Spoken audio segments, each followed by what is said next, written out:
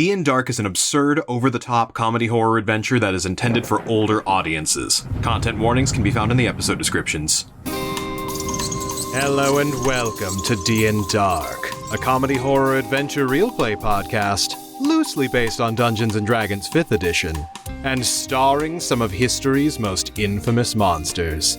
I'm Danger Dan Jerz, and I'm your host / Crypt Keeper. Hello everyone, I'm Aaron and I play the Phantom of the Opera, our bard. Last time, we were in a pretty engaged combat session. I flashbanged everybody magically really bad, myself most of all. We fought a death slot that was true to its name. I think it downed quite a few of us at some point. Well, no, I think it was just me, maybe Larry. A lot of us went down, but I can't remember who did what, who was knocking who around. I do remember us finally chilling things out a little bit with Dr. Jekyll before fuck-ass, bitch-ass Renfield killed him. Well, quote-unquote. Well, he didn't kill him. He just disappeared. Knocked him off of a tower. Yeah. And now we are off. We're going to go back to our objectives and smash some more coffins. Woo! You say killed him. I say gave him a perfect alibi. We are not the same. Hello, I'm Grayson. Play Jack Griffin. Actually, I had to double check that. Welcome back, buddy. Jack Griffin, the Invisible Man. Yeah. That comma is very important. Very happy that the team is still here. Really hurt, but still here. Jack took the situation and overall body pain he had, and he shut it down and freed the creature. But apparently that was like the main thing that was kind of just shooting out slods. And I don't like that phrasing. It was pretty gross.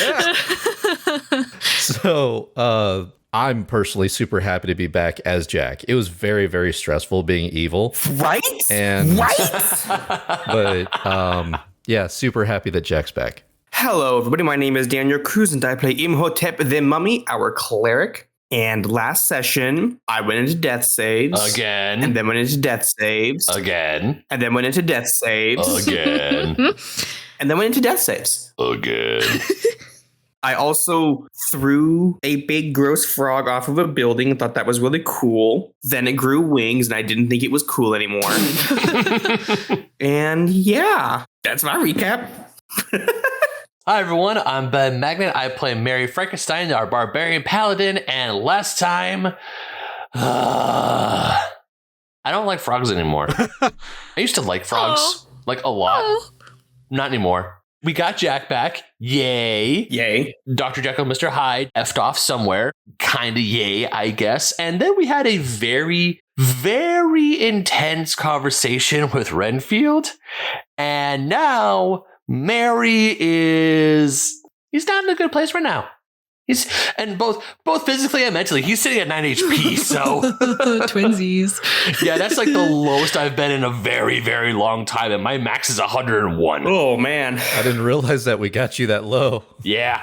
But at least we got our Jack back. Yay! Hi, I'm Jordan, and I play Larry Talbot, a lycanthropic warlock. And last time, he was feeling really rough, but it was kind of a now or never to get our dear boy back. And it worked. We got him. He was able to fight his way back through and surface.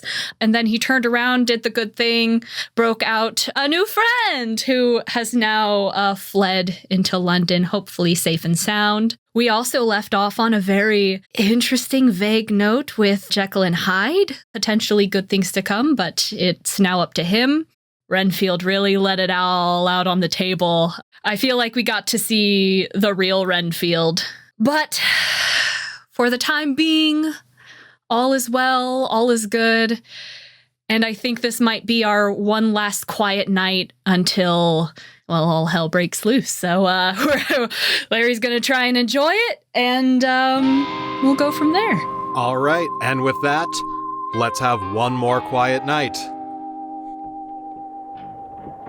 All right, Dan, I do have to ask, is it actually nighttime right now? Please say yes. I would say yes. Awesome. Card of the night. Card of the night. I'll decide on a card of the day in a minute because I think it'll basically be just something to cross off the list. The reason why I asked if it was nighttime is because, we're on this tower high above London, above the smog, I believe. And I think, if my tracking is correct, this is technically the actual night of the full moon. Yeah, all of this kind of happened in the same one day. Oh. Heck yeah. Well, Larry's gonna sit his ass on the roof and enjoy this very special moment because he didn't think he'd ever see the full moon again and doesn't know if he ever will. All right. So Larry hanging out on the roof. Everybody else, whether you went inside or not, is up to you. Either way, we will take a long rest here. Thank you. I'm assuming you guys want to stay in this building for your long rest. Yeah, Absolutely. very much so. As good as any. So, Dan, can Mary just go down to where the level of laboratory and look around / loot? Sure. Hey, I called that first last session. No, I'm actually, if anything, Grayson, I'm helping you because I'm also trying to find something. You fuckers. It's still locked down. While you two are looting, Phantom's up in the fucking room with the security system. It's biometric to Jack. So he just keeps pushing a button and nothing's happening. Open. Fuck, open. Come on, open. So Mary's going down to do some looting. I'm assuming Jack is also going down to do some looting. Yeah. Both of you roll investigation and tell me what specifically you are looking for. I rolled a 15. 11. I will say that I'm looking to replenish materials for the flash grenade, potentially the invisible fire. Also, while he's there, he's going to take out the syringe, and he's going to just drop it on the ground and step on it to break it. Interesting. Then, with an 11, I will say, since your invisible fire is basically composed of just household chemicals, I would say you can find the stuff needed to make more of that. With an 11, you won't find much else. Okay. Ben, with your 15, roll a d6. I rolled a 3. With a 3, you find a potion of arcane power. Oh. When you drink this potion as a bonus action, for 1 minute, any spells you cast of 4th level or lower will always guaranteed do max damage. Wow. I'm keeping that. Jack's going to start going through Jekyll's paperwork and trying to get caught up on the formulas and any schematics that he might have or anything that could possibly be useful for Dracula's quote-unquote ascension. You find a lot of the information that you have probably pieced together from going through the tower. You find shipping and transit notes in order to get the creature from the Black Lagoon, this guild man that is a missing evolutionary link, shipped from Brazil to London. And you see a lot of the research and the documentation are basically tapping into its innate physiology in order to trigger genetic mutations and unlocking more primal elemental abilities. And that this was basically plans for a widespread adoption so that they could essentially continually and infinitely manufacture more monsters to keep an ever-present threat alive that Dracula would always be needed for, and then also coincidentally to fight demons. So you get all of that from his notes. You do also see that he was trying to modify and empower an inactive flesh golem and prepare it to be a vessel that could act as a soul cage. Okay. I'm gonna pull out the formula that I have written down that was for Frankenstein, or the brain protection stuff. Is there a way that I could incorporate that with any of the formulas that they have for the creature to where it potentially boosts mental fortitude?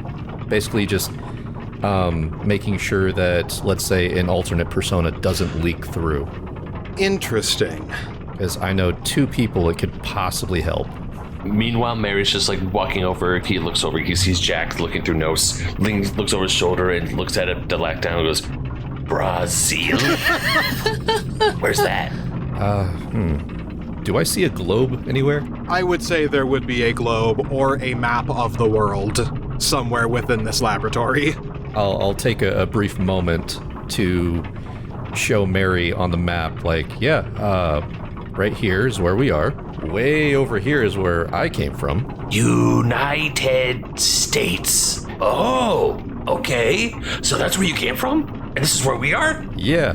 Oh. Yeah, this, Wait, so this mini thing is essentially a map of the entire planet, right?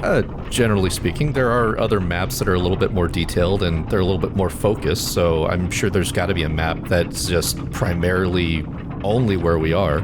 Mary's just staring at this globe with pure amazement, and he just looks over and is like, to be perfectly honest with you, Jack, this is the first time I've ever seen something like this, and this is the coolest thing ever. Is Castle Frankenstein on this thing? No, it's not. It's probably too small. Yeah, that would be a little bit more specific. Do you remember any major landmarks, possibly? Not really. Oh, where's this Paris that Phantom's always talking about? That's actually right over here. Oh my gosh, that's so close! Yeah. This is the sweetest little interaction. I love it so much. Oh, what's this big place called? Africa. Is that how you say it? Definitely not, but pretty darn close. Wait, Egypt. That's where Imhotep is from. Oh, I know where he lives. Phantom slides down the stairs and he's like, did you say Egypt? Right here? And he points at where Mesopotamia is on the globe. I mean, not quite. Maybe just a little. It's right between these two rivers. That doesn't say Mesopotamia. That says Ottoman Empire. There's a thing called history that I really don't want to get into. There's a lot of dark stuff in there, especially around France. But Oh, yeah. Yeah. Oh, yeah. I found out where you live. And I point the globe to Paris. It's like, that's where you're from, right? very mixed feelings on my face. But yeah, that's where I'm from. I kind of want to visit there now, because I was actually kind of close to where I came from. I just came up from, and I just point to like the general coast of France, maybe the top of Spain. I was like, I think when I got here, it was like somewhere around here. I remember I just stowed away on the first boat I saw and went that away. Yeah, does Mary know the location, or has he heard in passing Ingolstadt? Ingolstadt? Where's Ingolstadt? I don't know where that is. You got me, bud. All right. Yeah, we'll figure it out later. While all of this is going on, to answer your initial question, Grayson, I had to think about this a little bit. Yeah. I like where you're going with it. So what I'm going to do, I'm going to give you 4 stats. Pick 2 of them. Roll them both and take the average. Any 2 stats? Out of these 4. Oh, okay. Arcana, Insight, Medicine, and Nature. Interesting. Then while this roll is happening, where is Imhotep? I was going to say while all this was happening, he was just kind of like up on the roof, swaying a little bit, on the verge of collapse. He looks at Larry and goes, "Do you need healing?" I think a good rest will do me up right. What about you, bud? You don't look so good. He's just gonna kind of nod at Larry. He looks completely delirious, and he's just gonna fall straight down to the next floor and just take the fall damage. And Larry, like, awkwardly and really trying to carefully goes down the ladder, and he's like, "What? Are you okay?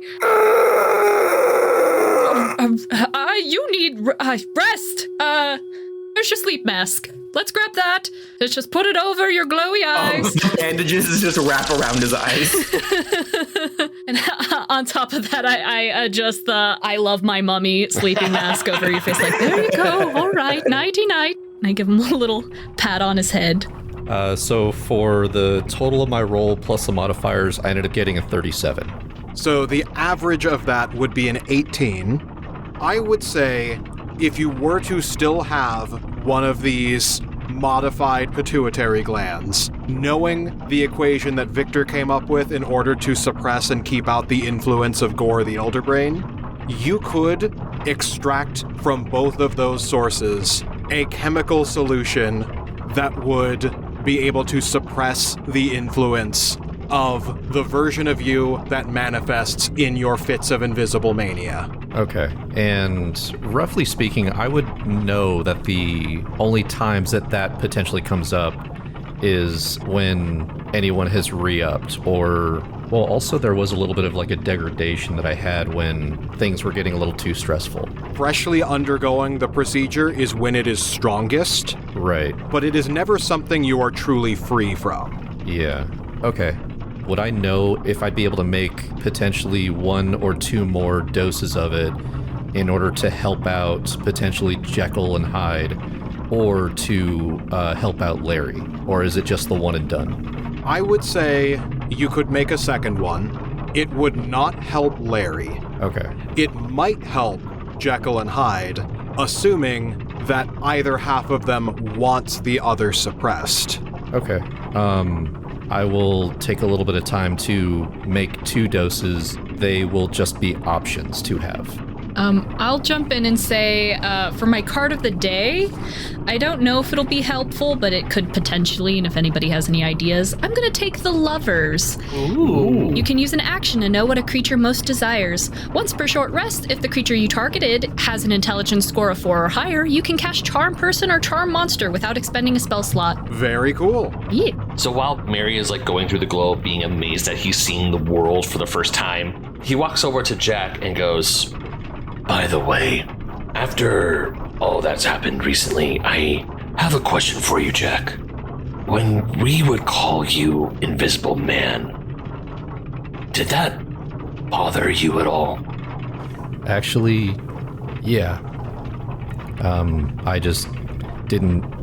I don't know why. It was just something that I didn't feel needed correcting. "I'm sorry, my friend.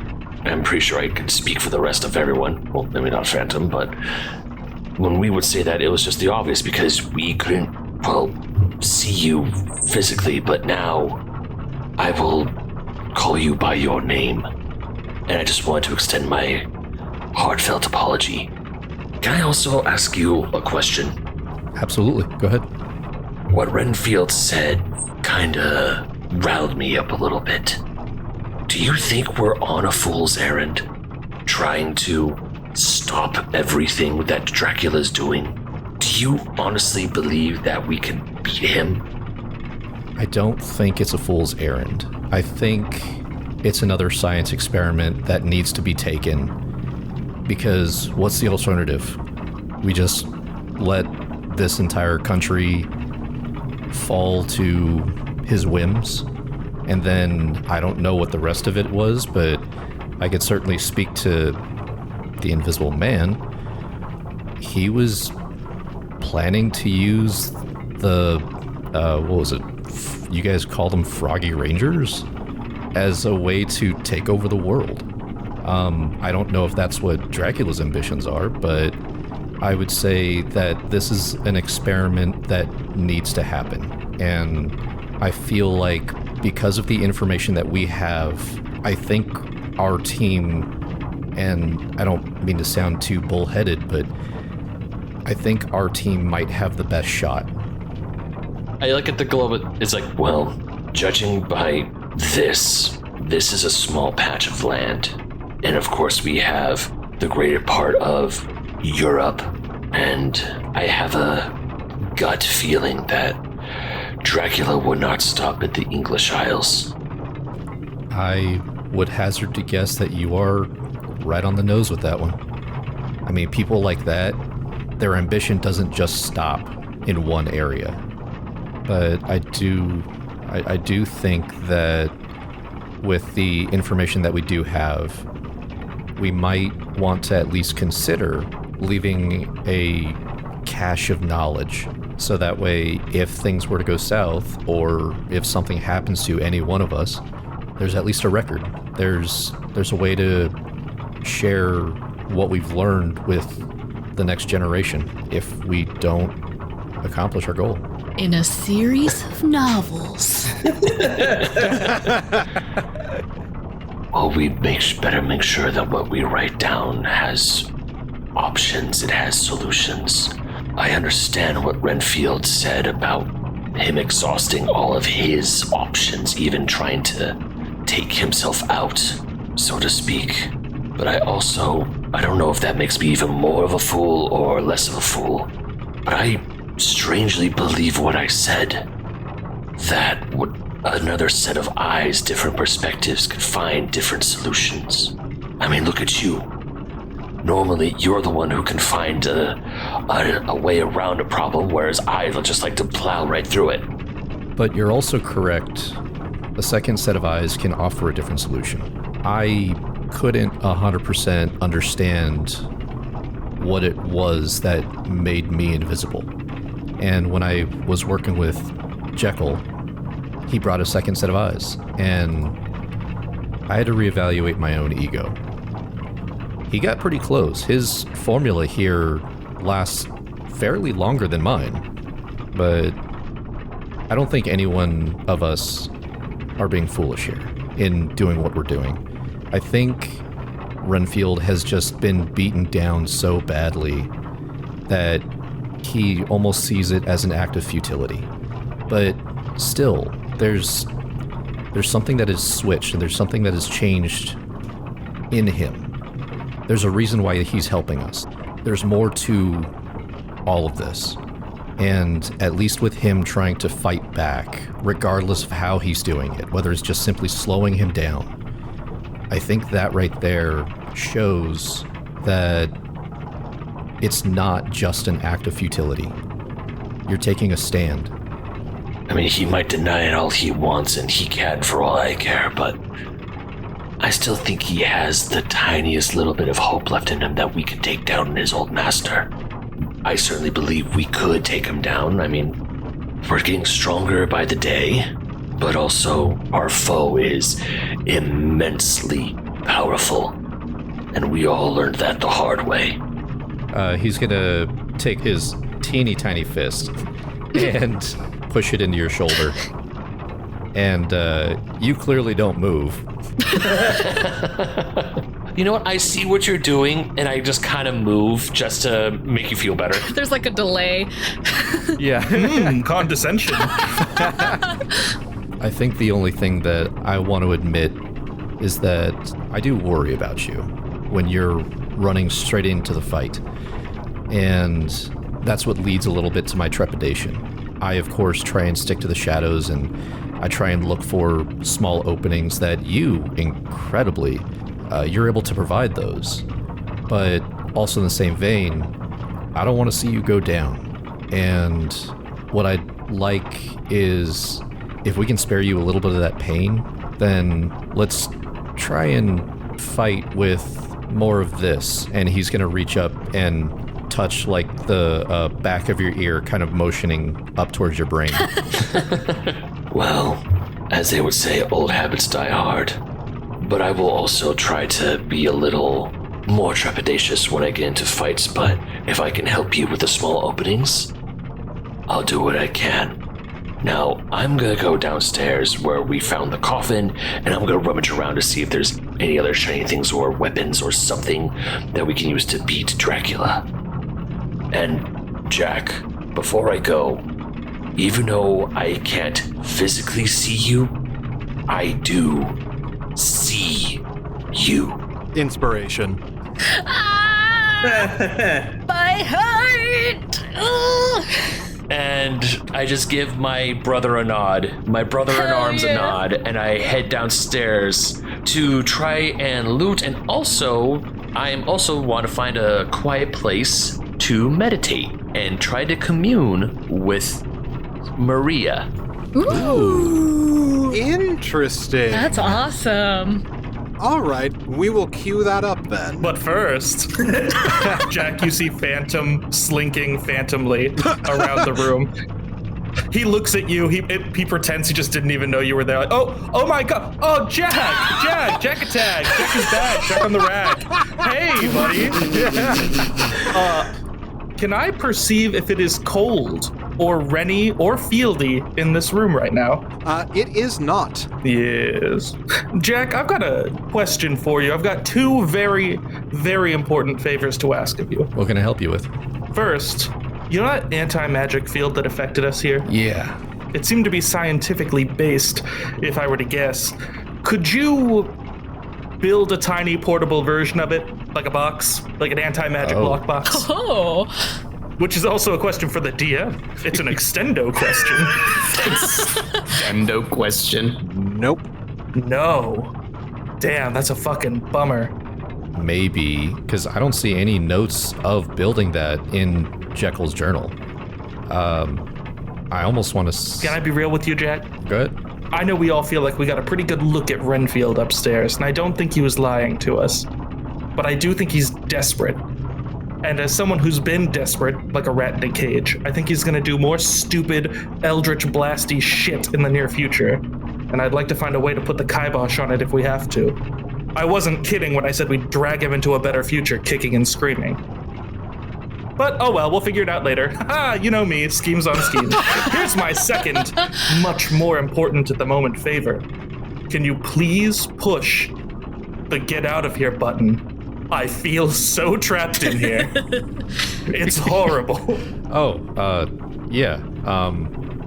And I guess we'll take a moment to like walk back upstairs to all those fucking stairs. We'll walk back upstairs to like go click that button. I will say, before you go upstairs again, is there anything that Larry wants to do while he is in that room, currently alone with an unconscious Imhotep? Loot him. Yeah. It's not. Yeah, I take all his stuff. I look at Eepy Sleepy Imhotep on the floor, doing whatever he needs to do to rest and recuperate. And I've got my card of the day kind of spinning in my hands.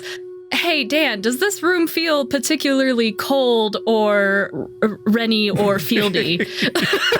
You know that Imhotep has Renfield's locket. Yeah, I know he's got the locket, but is he like active, or is Renfield taking a little spirit napsy poo? His presence is here, but he is being very quiet.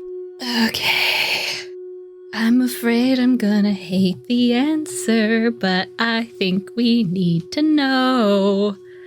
I would like to kind of kneel down near Imhotep and activate the lover's card on the locket. Let's go! So using your action to see what a creature most desires, I want you to roll insight with advantage. 17 plus 6. With a 23, you are getting 2 conflicting answers. Oh boy. No. He's got 2 wolves inside him? What he wants on the surface, more than anything, is not only to take down Dracula, but to take control of Dracula and to be Dracula. He wants the Dracula mech. But with your 23, you see deeper than that. That he wants overwhelmingly, more than anything, peace. Oh, come. And release. But that is a want that is, as Ben and Grayson both mentioned, that has been beaten out of him. Oh, Bobbins. It is still there, and it is still the thing that he wants most. Would you say that with the interaction with the team, that little spark, that little itty bitty light of desire for peace is slightly brighter because he's stuck with the team? I'll take that silence as a resounding yes. Hell yeah. I'll give you a little bit more since you did roll so high, since it was a 23.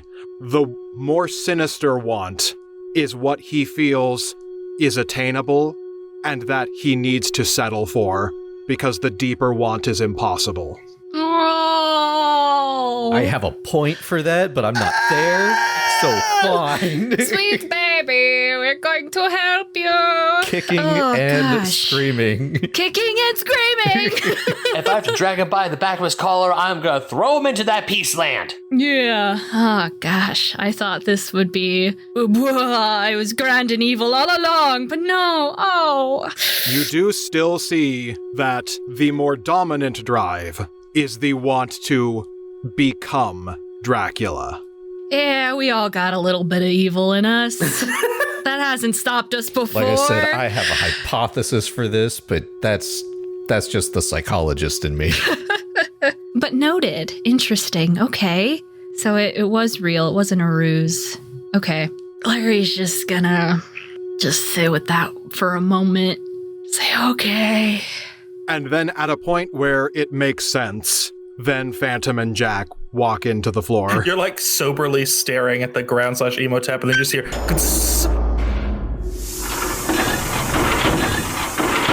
Oh, thank God! Oh, you got the doors open. I didn't even realize. You didn't? Oh, no. I was on the roof. I didn't realize that the entire tower was still, I guess, technically stuck to me. I don't know what the wording is for that. Yeah, stuck works. Phantom. Yes. Jack's gonna grab you by your shirt and bring you closer, just to kind of like a whisper. I'm proud of you. Ooh. No, I won't make out with you. Oh my God, Larry, this guy. Oh. Larry's like, whoa, what's going on? But Phantom, after obviously embarrassing you, makes eye contact and, nods meaningfully. Point of inspiration, Grayson. Oh, thank you. Phantom, I know you're kind of, what's the word? Personal?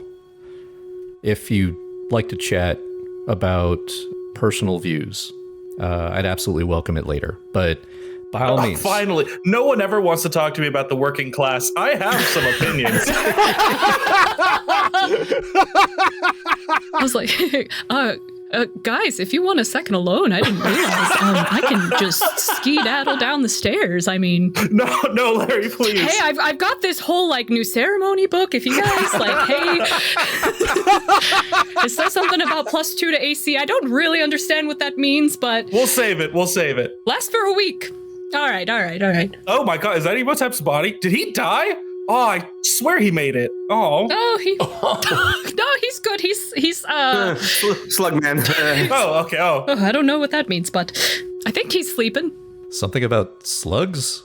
Is that like the partner to like a scarab or something? Who could possibly say? Are we ready, do you think, to head over to Warwick Castle sometime soon? Probably approximately, 12 hours from now. It was sort of a shit show last time. Are you asking me or just the team? Yeah.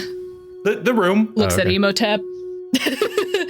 Yeah, well, I'm ready whenever you guys are to head on out.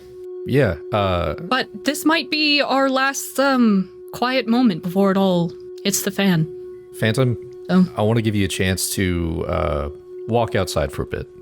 Maybe breathe a little bit of fresh air. But, of course, just please keep in mind that all of London is still probably not friendly towards us, per se. So I know I don't know how exactly fresh that air is, actually. That's actually very accurate. I forgot. Maybe the roof, but I know you've already been up there, so... Oh, it's fine. I know how to keep to the shadows. Besides, London hating you might be new, and Phantom produces enough spray cans to have all the colors of the French flag. But it's not new to me. Fair enough. And you know what? I will go tag some places in the immediate perimeter. Have fun, bud. I will! So I think that might be a good time to jump to Ben. While he's walking down, he constantly thinks of what Renfield said, the words of he cannot be redeemed. And he is a little conflicted. Not that he wants to redeem Dracula. He's seen the horrors, he's seen the evils, and he's seen the greed, the malice, the manipulation that Dracula has bestowed. But at the same time, he wonders that if he just goes straight for the kill, will that destroy his oath? And if he breaks his oath, what will that do to him? He truly wants to be better in the eyes of the world. He wants to defend the people who will scorn him, hate him, even if they see him do great deeds of selflessness or great deeds that help others. And he realizes that he will always be the monster, but he's still a little conflicted. But who knows? Maybe Dracula stashed some really cool shit in his coffin area. You never know. So he's gonna try and find some cool shit to help himself or to help the rest of the team out. If you want to roll another investigation, go ahead. Oh, hey, look, another 15. Roll 2d4. That would be a 3 and a 2. With a 3 and a 2, you find, still hidden amongst the crates, a potion of greater healing, and you find, kind of tucked away behind some of the vials and chemicals and miscellaneous materials, some studded leather armor that has a sheen to it that, as you pick it up, seems to morph and shift in your hands, adjusting to armor that is approximately your size and that looks phenomenal. Ooh. And when you let go of it, it shifts back to the standard size and shape of the average person. Oh, yeah, I'm gonna try you on. And I grab the studded leather armor and I try it on. As you try on this studded leather armor, you don't gain any benefit from it, but it adjusts in appearance to match whatever aesthetic you want. Oh my god, it's a glamour plate. That's exactly what it is. Hell yeah. But as you're trying it on, you feel aesthetically incredible. But you also can tell that the usefulness of this armor won't go very far on you. Is there a mirror in this room? No, probably not, huh? I don't know, but there's a fan with a 10 AC. I was just gonna say. Yeah. There's not a mirror in this room. There is a room full of mirrors higher up. That's true. That's true. I'm like, so as I'm like looking at this, as I'm like, you know what, this does look absolutely incredible, but I have a feeling someone else can have better use for it. And I take it off, but I stow it in my inventory anyway. All right. So then, as you attempt to commune, please describe what you are doing to try to reach out to the spirit of Maria Van Helsing and what it is you are seeking. I just sit down, cross my legs, and I summon the javelin, put it on top of my lap. And I grasp both ends, and I just take a few deep breaths, trying to reach out to Maria. And what I am seeking is guidance. I am seeking clarification. And as I'm sitting there, I was like, well, let's see if I could do this better than last time. Maria.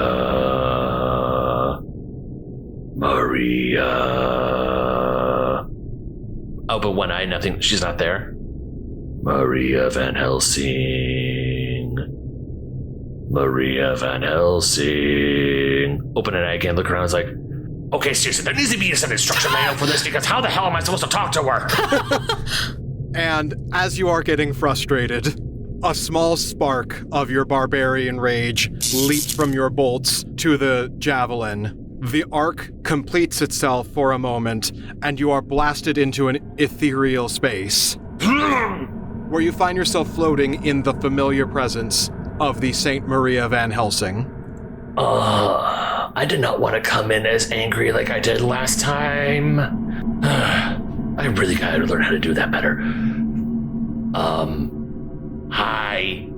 What is it that you seek? I seek guidance. I seek clarification. And I seek your honest answer and opinion. I know when I took the Oath of Redemption, I aimed to make all creatures redeemable. But Count Dracula, I have seen him do horrible things.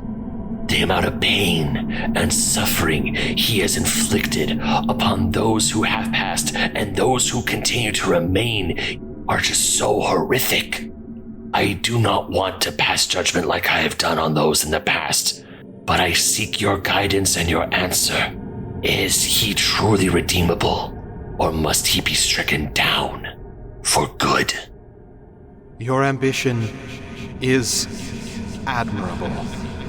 And while your oath does drive you to know that every creature can be redeemed, you must know that not every creature will. And eventually, you will find a force that forces you to accept that they are too far gone and that they must be ended for the greater good. I do not say this lightly, but I do believe that Count Dracula is one such creature. You are walking a just path.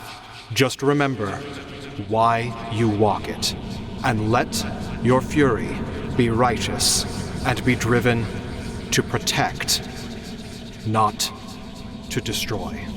Mary takes a huge sigh of relief, like a weight has been lifted off his shoulders. I will, but may I ask a few favors? If you cannot, I completely understand. But there is one soul who has been tormented. He has come to help us, and I want to know, is there any way that I could help bring Milo Renfield peace? It is possible. That is perhaps a greater feat than conquering the Vampire Lord. Yeah, that's probably right. Do not take that mission lightly, and do not blame yourself if you are unable to get through to him. But he is still not beyond salvation. And my final favor. Is she okay? Is she at peace? Is Mary, my namesake, is she happy? I do not know. You have sworn an oath on my behalf, so I will swear this oath on yours. I will find that answer for you. I do not know how this works, and I won't pretend I ever will understand this. And I know that your belief system and mine have never really coincided, but I do mean this from the bottom of my heart when I say thank you. Please tell her that I want to thank her for her kindness, and I will do everything I can to make this world better than when she left it. And I close my eyes and sever the connection. And then I hang up. Mary opens his eyes and he's back in the basement. A very small tear runs down his eye that there's hope for his first friend, that she is at least in a better place. And with a newfound conviction, he stands up, cracks his neck, cracks his knuckles, takes a deep breath, now fully convicted of what him and his friends are doing is right, that defeating Dracula is the good of not only for the people of the English countryside, but for the good of the world. A world that he just found out is a lot bigger than he realized. He looks at the globe and goes, they may hate us, but this is so everyone can be happy. And marches up the stairs with a new sense of conviction. Outstanding. Yay! Very good. Who's next? It's Larry and Jack, I think. Oh, hey Jack, how you doing? I feel a lot better and a lot more relieved to see that all of you are still, that you're still well. And he's going to look over at Imhotep and kind of see that like he is like out in his cocoon. He's all right, right? Ow! I'm sure he'll be fine in a couple hours. Yeah, that was a close one. And I don't ask this in like a judgmental way. I ask this because I'm curious in kind of what you're thinking. But why did you take that on without telling us? You saw what happened to me. Personally, I know you've been carrying a lot, and I didn't want to give you any more to carry. And I knew we couldn't let Jekyll take it. Imhotep, I don't know what would have happened with him and his magic. He was in a darker place at one point, and I didn't want to bring that back. And with Mary, I don't know if any of us would have been able to stop him. And with Phantom, absolutely wild card. I think that the entire world would have fallen into darkness. Yeah, I think I get the logic there, but man, I think I speak for all of us when we said we were scared we might not ever get you back. Who is that guy? I mean, you don't have to tell me, but you know. I'm going on this adventure. I didn't expect you guys to run into him. So it's only fair to know that, for you guys to know what you're dealing with. I mean, I'm sure it's roughly the same that you probably didn't expect to be stuck with us for the amount of time that you have, and then for us to come across your other side as well. Yeah. I was pretty naive back then, thinking this would all be said and done within a week, but I will say, it was scary not knowing how you guys would react to the wolf. But once that night was over and we were through it to the other side and seeing everyone was okay, it was a huge sigh of relief to have people around you, to know what you consider your darkest side and then still be willing to stick by. And you know, when I saw that other fella in you, I admit I was, he's a scary one, that guy. But, you know, hell, you talked to my wolf, and I thought it was only fair I talked to yours, so I don't know if I got through to him at all, but it seemed like there was at least enough of a break to at least reach you, and I don't think I would have had that confidence or anything if it wasn't for what you guys have all done for me. So I guess this is probably a funny thing to say, but I'm glad we got to meet him. I am not. Yeah, I think I understand the sentiment. Just like you didn't want us to meet the wolf, and I assume there might still be trepidation about us interacting with the wolf in future instances. I'm only guessing at this. I mean, y'all have gotten really close to him before, and I would feel more comfortable if there is a little bit more distance, but you know, you guys seem to navigate it pretty well. Yeah, you guys did roughly the same thing for the Invisible Man. I explained this to Mary, but I personally try not to go by that name. That's why when we first met, I had told you my name was Jack.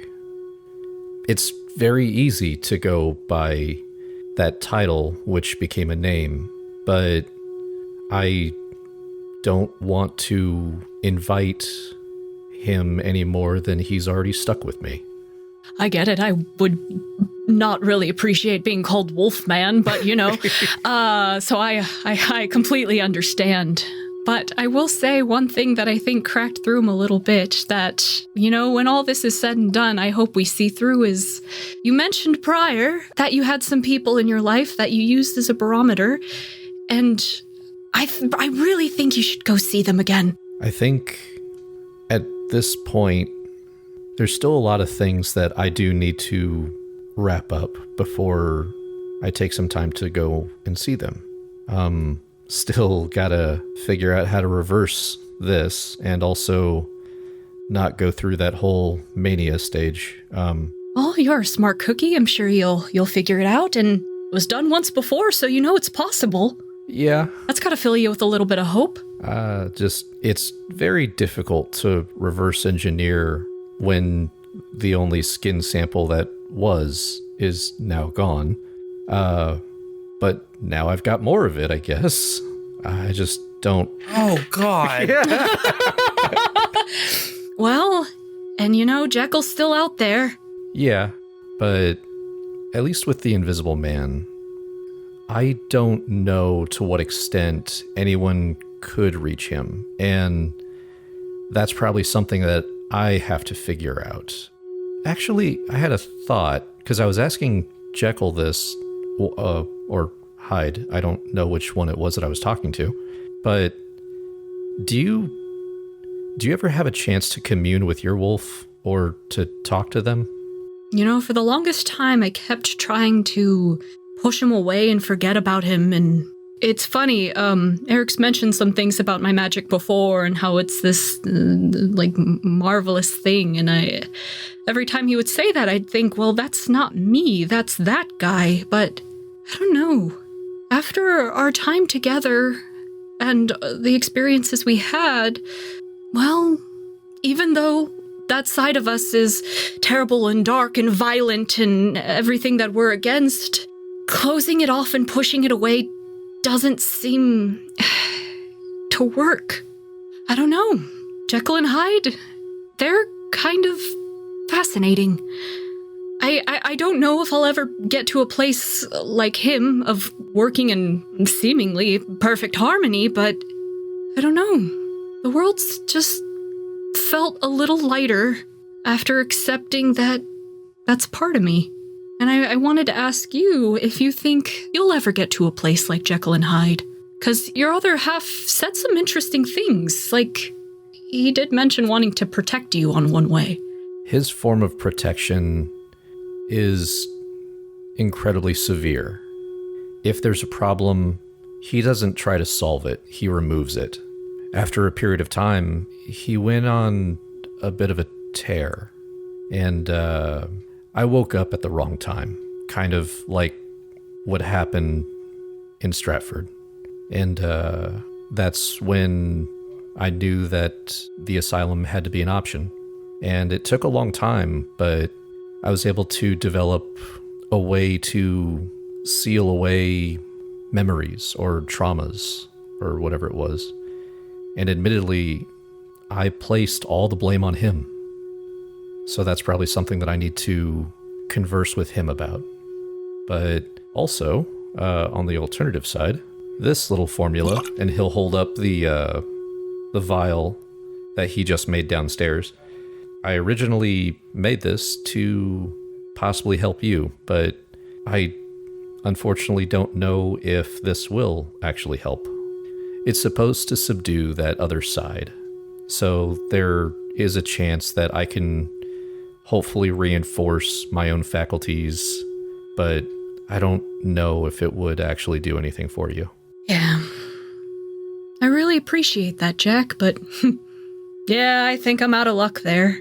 But like I said, I think I'm kind of coming to terms with everything. It sucks, don't get me wrong, not a fan of it, but, I think it's gonna be okay. Of course, the future is unpredictable, and who knows how everything's gonna play out, but I think it's gonna be okay. Speaking of the future, I don't know if I noticed this before, but you look like you got something new around your neck. Woo! Yeah. So, yeah, I did, I did the lotus thing.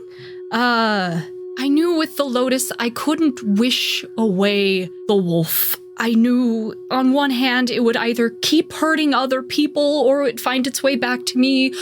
And that was kind of, I guess, using the lotus, I kind of accepted it. That it's gonna be me. I can't go back to that guy I was before. But I guess accepting the wolf, I was able to at least repair some of the damages done. So, when this is all said and done, I want to go back to Wales for a little bit. I've got somebody that I want you guys to meet so bad. She is wonderful.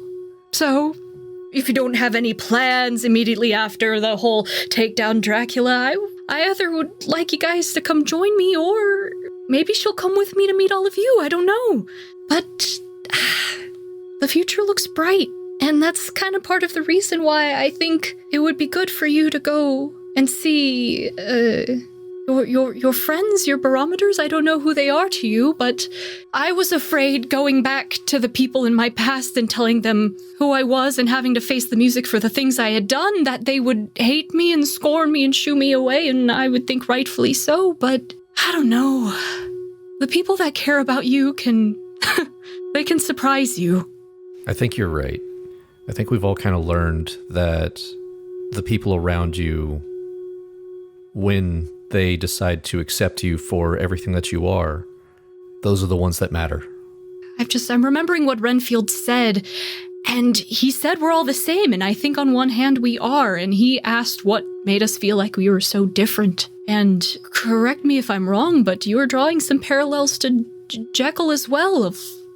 If our positions were swapped, you could have been very easily on the other side. And I think what makes us different from where Jekyll and Hyde ended up and where Renfield ended up is the people around you. At the beginning of all this, I don't think I had the same animosity towards who was Reiner that everyone else did. I was more curious about him because he took a sample of the skin, and I wanted to be a part of that. If Renfield had simply come to me with this proposition, I'd already be in this tower. We most likely would have come to blows, and if Jekyll would have been baited out like I was, I think he's the one that would have been on the journey with all of you. Maybe him and Phantom would have gotten along better in the beginning. I don't know about that. I do have something to tell you about Renfield, but we need to leave this room. Okay. Let's go check something else downstairs. Imhotep will be fine. Yeah. We're gonna go look at some cool lab equipment, and you will show me what they do. Wink. Yeah. Wink? Yep. Did you both just say wink? I have to say wink because no one sees me wink. I think so. He has to. I have no excuse. So yeah, as we start walking down, he's going to show you the notebook that he has. Oh, what's that? I've seen you write in it, but I didn't know if it was like a diary or something. I didn't want to pry. Thank you. But, and he'll show you the implement that he was using to write with. And you'll notice that it's made to look like a pencil, but instead of lead, it's just a small metal tip. I'm very much a one-note kind of guy. I find a trope and I kind of stick with it. Is that invisible ink? Is that what you're telling me? Are you just...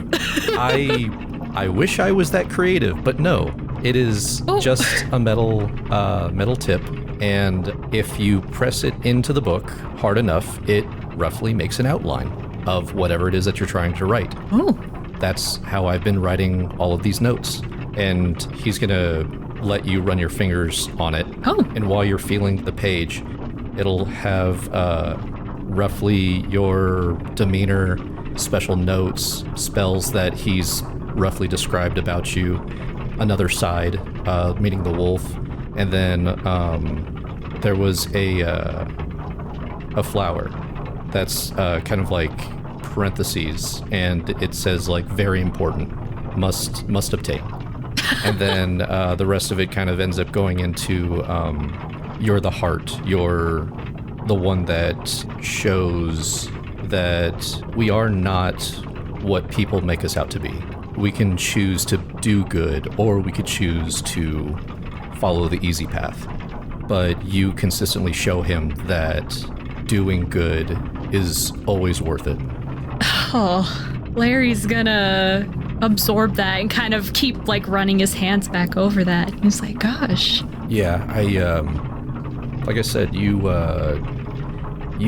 kind of became that barometer a bit, and I didn't mean to put that responsibility on you.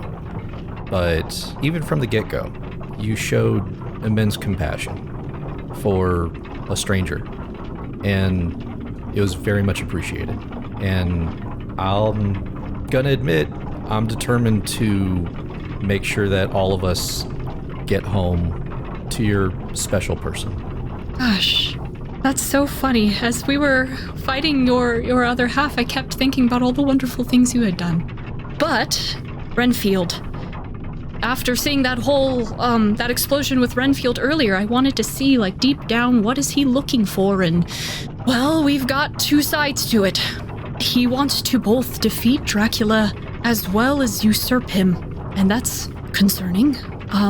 in what manner he's trying to do that, I'm sure we're playing into it. But on the other hand, he has a deeper want that we all are looking for. Even Mary has said out loud that he's just looking for peace.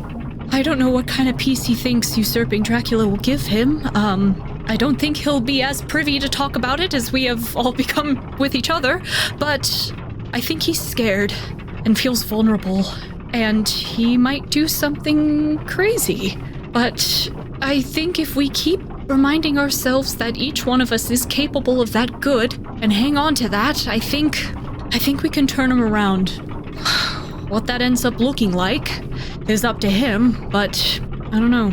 I don't want to give up on him because, like he said, we're all the same. Phantom brought up a very good point.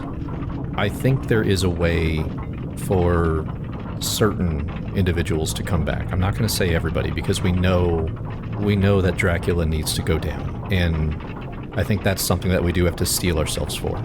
Yeah, the difference between all of us and Dracula is Dracula has everything. He could stop. I think that's the part that Renfield sees. That's why he wants to usurp Dracula, because once he has everything, then he thinks that he might know peace. I think you're right. If he's been tormented as long as he has, then he would only see that power would open more doors and more possibilities for whatever it is you desire. And if Renfield truly desires peace, this is the way that he's probably seen and been shown. And Larry's gonna put a hand on his chest and say, well, if I know anything about monsters craving more and more power, it'll never end until everything's destroyed. And same goes for Dracula, but it just depends on the next step he takes. Who's to say what will happen? All we can say is just, we'll see. Seeing as where all of us have come from, I think he's got a few good people to show him what road to take. I agree. All right. Do we want to cut to Phantom graffitiing Big Ben? Absolutely! I believe Jack wanted to talk so he can come out and discover Phantom humming, and each of the fugue state parliamentarians are like holding the not currently being used spray cans. Like, oh yes, I agree with Dracula's proposal. And Phantom's leaning over like, oh, me too, bud, and like picks up the spray can and sprays another pillar of color, and then swaps it out with one of the ones in their hands. Hey, Jack! Hey, Jack! Jack! Hey, over here! One more time, Phantom. I didn't hear you. Hey! There we go. He's gonna jog over. I've gotten 3 of the giant, like, walls. What do you think? I actually think they look way better. I agree. Thank you for up there, but I don't fully understand what you'd be proud of me for. You were the one who went through a whole journey. My God, you came back to us in record time. I have no recollection of how long I was gone, because to me it felt way longer. But when I first was interacting with Jekyll, we all knew that he was a shit and just a real snot of a person. But for as much as I wanted to just wail on him, you brought up a very good point. And it was because of you I had to reevaluate what it was that might be the correct route. And yes, we know that you have schemes on schemes, and maybe you don't share with us everything or tell us everything, and I think all of us have come to accept that about you. You're a very private individual. But even still, especially right now, I had the one idea to permanently remove Jekyll. But you gave me something more to think about, and you gave me an opportunity to exercise that forgiveness, and that's why I'm proud of you. Thank you, Jack. But it was relatively easy, actually. Do you consider me a friend? Yes. I consider you all friends, too. And I noticed that my actions were reaching a point where they consistently hurt you all. And though I am not afraid to get down and dirty, so to speak, it's not what I want to do to hurt you all. So, I really have all of you to thank. Although I will say, I don't know what the hell happened. Bunch of bloodthirsty assholes, you guys, this time. Fuck, the guy makes like 2 offhand comments and you're all out ready to kill him. I mean, to be honest, I was more angry at the fact that he put me up against a very difficult decision, and I had to trust all of you that you'd be able to stop me or bring me back or 100% just off me. I believe you knew that we weren't going to do that. Come on. On the table. You knew that wasn't going to happen. I was, of course, hoping to come back. Admittedly. But it just depends on to what severity. No deflections. I'm Deflect Boy. I do that. That's me. You came back to us, Jack, and we are all very appreciative for it. You gave up everything you ever wanted, as far as I've known you, to save our lives. And to save the lives of these fuck-ass Londoners, but whatever, people broadly, and that's very noble. And you are not giving yourself credit, so I'm giving you credit. And Phantom prestidigitates like a good job star sticker and like puts it on his coat. Increase your GPA by 1. Hell yeah. Wow. Phantom, you're more the artist. Have you ever attempted writing? No, I let Tim Rice do all of my lyrics. Shut up. After all of this, I was hoping maybe we can collaborate on an artistic project. I would hope that you could help me dramatize some of it. Me? Dramatize? Absolutely, Jack. Yeah, I'll do that. Yeah, I'm in. I have roughly, I want to say, the last 80% of what we've been doing written down in this journal. Maybe we can profit off of it. Oh, I think your version might be different from mine. Phantom pulls back out the D&Dark script from earlier. It's got even more in it. I've actually been planning to profit off of all of you this whole time, but we can get around to that some other time. Fantastic.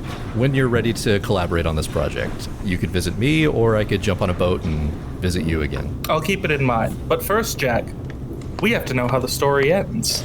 Absolutely. Where's Mary? I thought he went back upstairs. I'll be at the carriage. I'm always the one at the carriage. I'll bring it around. Jack is walking up and down the tower, letting everyone know that we're going to be getting in the carriage soon. And because Imhotep has been left all the way at the very top, when he eventually gets to Imhotep, he's going to sit down next to him and wait patiently for him to stir. By stir, you mean he says bolt up, like, it's a small world. You have no idea. How you feeling? I would say the words like death, but that feels a little ironic. I mean, however you feel is how you feel, bud. But I'm happy to see you still with us. After how many times I got flung down the stairs and down the pits and down to everything else, I'm glad to be here with you as well. Ugh. And how are you? I'm back, and it feels better. Good, because one jackal was bad enough. I did not want to have to deal with the second one. Yeah, Kind of slowly stands back up, stretches everything. Well, I know that you're not trying to make a habit of this, but can you help me keep a promise to your wife?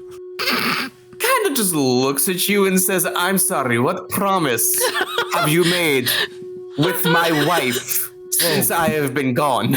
Don't make it sound... Because the last time I saw my wife, I assumed was the last time you have seen my wife. Yeah, you assume. No, don't. Jack is drawing Hellraiser. Is there something you would like to tell me about you and Angsunamun? No, there's nothing. I'm trying to make sure that all of us get back after all of this. And with you going down as much as you did, I was really not looking forward to her killing me.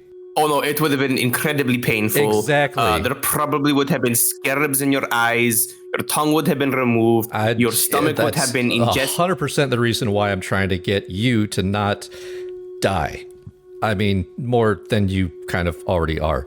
But listen, I got scared. I don't want to see you or any of us go down, especially finding out that I was part of that reason, and I also wanted to apologize for that. That was not you. Whatever happened produced something that walked like you and spoke like you, but was not you.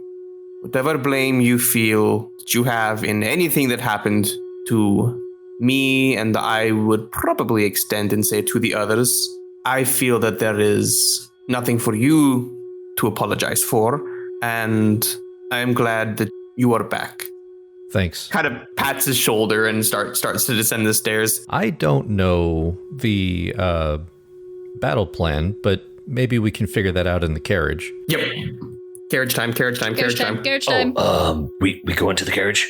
2 prestidigitated honks. Get in, losers! We going vampire slaying?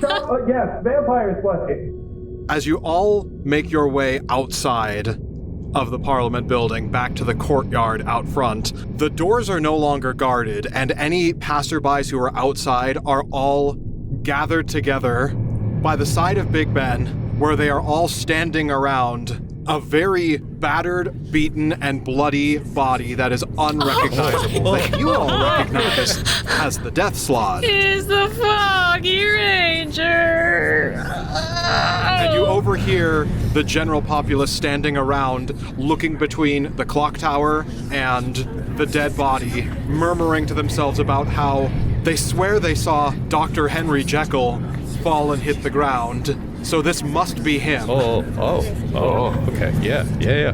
Totally. Yeah, Get in the carriage, get in the car. Go.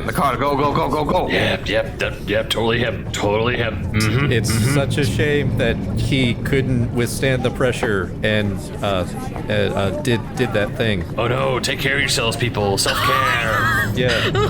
Go talk to someone. Your loved ones will listen to you. I think he was pushed. Anyway, everyone, get in! And you are able to drive away from Parliament without drawing too much attention, because everyone is too focused. I don't blame him. He's mostly liquid now. And also similarly, more of the city streets of London are starting to pay attention to the red, white, and blue colors that are now plastered all over Big Ben. Yeah! Hell And are being drawn towards it in fury, seeing a declaration of war.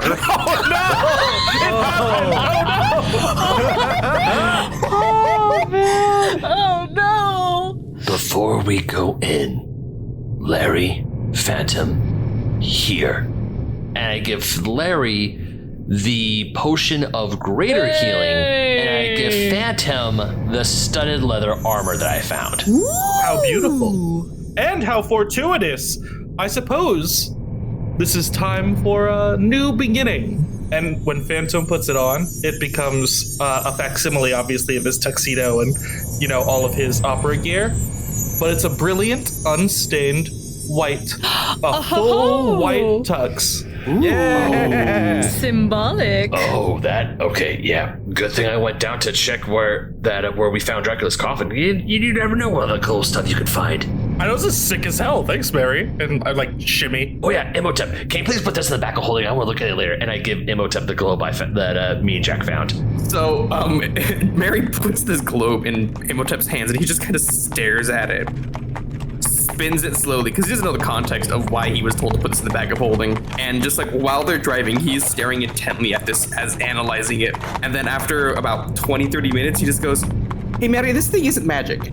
Yeah, I know. But I'm putting this into the bag because it's helpful to us? Because I want it and I would like to look at it later when we get a chance. Okay." You open up the bag, you push aside the Necronomicon, Renfield's amulet, the Broom of Flying, the enchanted picture frame, and then drop in the ordinary globe. Yeah. Exactly. Imhotep, I just found out how big our world actually is. And there are so many large bodies of water than the tiny little channel that I crossed to get here. And then I found out where Jack lives. I found out there was an entire continent called South America. I found out where we are. I saw your place where you were from. And it's really down, it's down south. I don't know where south is, but it's in this big giant continent called Africa? Yeah, that's what's called Africa. And then it's okay, look, I want to go places after this is all over and done with. And now that I have at least a heading of places that I could go and visit when we finally take Dracula down, I just want to keep that there so I could keep an idea, make an idea, at least a general heading of where I'm going to go and where I'm heading. Mary, it's in the bag. Thank you. And things feel tense, but suspiciously quiet as you pull your way up to the entrance to Warwick Castle, and you can feel that this is, in a sense, a calm before the storm. We are the outcasts, the misfits you might say. We deal with the nightmares that you run away from every single day. We know the world is a gruesome little place, but us outsiders, we've developed quite a taste for the grisly and morbid, the ghastly and the horrid. We know it's awful, dreadful, but we like it. Just another haunted night, shrouded with unearthly fright. So when you're oh so terrified, you know who to call. The world is falling apart, we'll never take it to heart. Some monsters and creatures and spirits and specters and all, let's all have a ball.